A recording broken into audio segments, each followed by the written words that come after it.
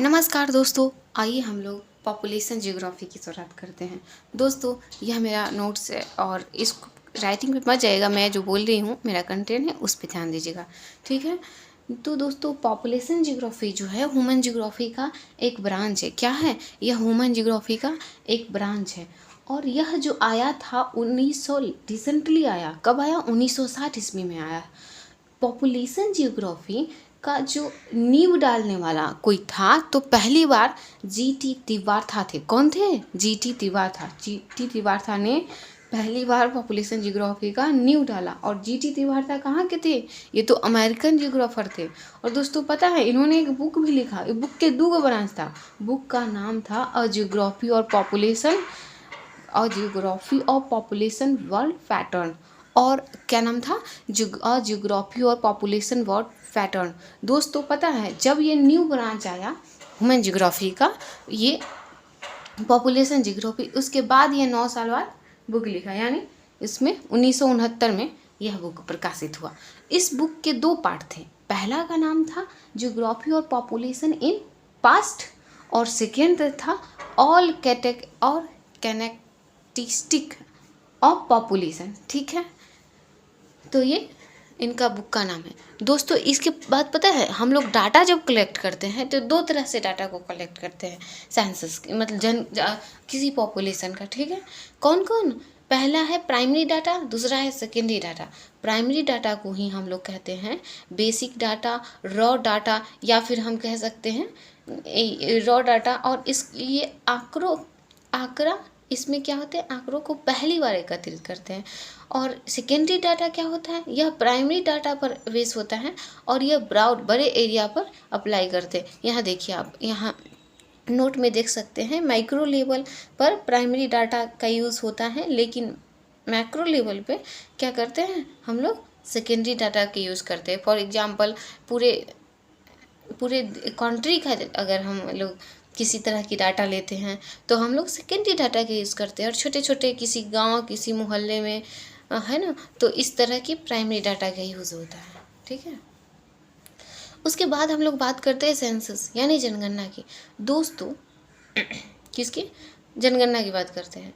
दोस्तों, भारत में जो जनगणना की जो शुरुआत हुई थी 1872 में हुआ था। कब? 1872 में। उस समय ब्रिटिश गवर्नमेंट, हमारा देश गुलाम था, लॉर्ड मैकायो का कालकाल था।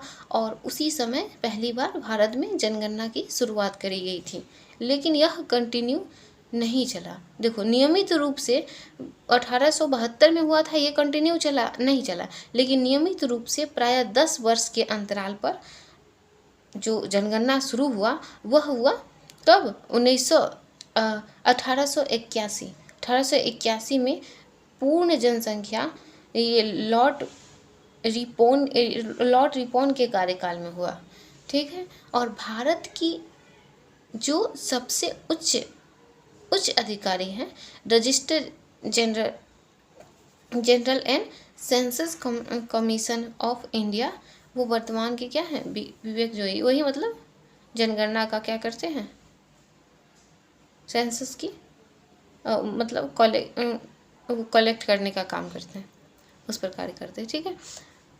उससे आगे बढ़ते हैं तो हम लोग जानते हैं 2011 का जो जनगणना हुआ था दोस्तों, तो ये 2011 का जो जनगणना है यह 15वीं जनगणना है, ठीक है। स्वतंत्र भारत की सातवीं जनसंख्या है। मतलब टोटल जो है 2011 तक की जनगणना 15 है, लेकिन जब से हमारा देश आज़ाद हुआ है तब से अगर देखा जाए तो यह 7वीं जनगणना, ठीक है।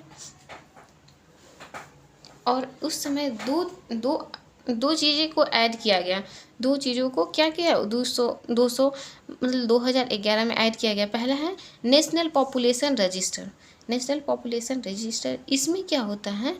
इसमें दोस्तों यह एक डाटाबेस है जिसमें देश के सभी सामान्य निवासियों को सूचीबद्ध करता है, ठीक है। दूसरा है यूनिकल आइडेंटिटी नंबर UIN, जैसे कि इसमें आधार कार्ड। ये दोनों चीज़ 2011 के जनगणना में ऐड किया गया। इसके बाद हमारे जो पूरे विश्व के जो सेंसस की एकत्रित मतलब सेंसस को एकत्रित जनगणना को एकत्रित करने का काम करता है, सूचीबद्ध करने का काम करता है, वह है यूएनओ, यानी यूनाइटेड नेशनल ऑर्गेनाइजेशन ने पूरे वर्ल्ड को पॉपुलेशन को क्या करते हैं, यह आपस में मतलब इसको काउंट करते हैं और फिर उसको सूचीबद्ध प्रकाशित करते हैं। ठीक है, नेक्स्ट हम लोग देखते हैं दोस्तों सर्वे के बारे में। ठीक है, सर्वे क्या होता है? सर्वे यह ऐसी स्पेसिफिक सिलेक्टेड हाउस होल्ड है जिसे विलेज अर्बन और इसकी पॉपुलेशन डाटा को क्या कह लेते, और उसकी पॉपुलेशन डाटा को हम लोग सर्वे कहते हैं। कई सर्वे मिल करके मतलब कई सारे छोटे प्राइमरी लेवल पे हम लोग जो कार्य करते हैं उसको सर्वे कह सकते हैं, सिंपल। इसी तरह कई सारे सर्वे मिल करके हम लोग सेंसस के रिपोर्ट तैयार करते हैं। ठीक है, यह गवर्नमेंट और प्राइमरी एजेंसी भी इसको क्या करते हैं, इसको मतलब इस पर कार्य करते हैं, सर्वे पर। सरकारी भी काम करते हैं, कोई प्राइवेट आदमी हो वो भी अपना सर्वे पर कार्य करते हैं। भारत में नेशनल सैंपल सर्वे ऑर्गेनाइजेशन कब हुआ? 1950 में। नेशनल सैंपल ऑर्गेनाइजेशन सर्वे 1950 में, जिसका ऑब्जेक्टिव था कि एक कॉम्प्रिहेंसिव और एंड कंटिन्यूअस इंफॉर्मेशन, मतलब वो उसमें क्या, इसमें पॉपुलेशन से संबंधित लगातार क्या मिलता रहा है, जानकारी मिलती रही। इसलिए क्या आया, ये नेशनल सैंपल सर्वे ऑर्गेनाइजेशन 1950 में। ठीक है, मुझे उम्मीद है यहाँ तक क्लियर होगा। उसके बाद रजिस्ट्रेशन की बात करते हैं। देखिए दोस्तों, ये जो है ना, जब रेगुलर सेंसस नहीं हुआ करते थे तब यह रजिस्ट्रेशन जैसे काम कौन हुआ करते थे, यह पहले एंशियंट चाइना में था और इस कॉन्टिन्यूअस पॉपुलेशन रजिस्टर किया जाता था।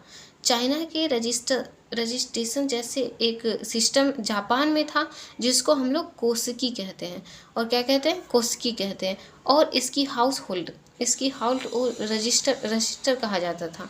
ठीक है, मतलब ये क्वेश्चन भी PY की भी पूछा गया है UGC नेट एग्ज़ाम के लिए कि जापान में ये रजिस्टर की जो सिस्टम है उसको कोस्की कहा जाता था या फिर हाउस होल्ड रजिस्टर कहा जाता था। ठीक है, विटल स्टैटिस्टिक यह क्या है, यूनाइटेड नेशनल 1955 में यह आया। इसका यह जो है इस हैंडबुक और विटल स्टैटिस्टिकल मेथड पॉपुलेशन करते हैं।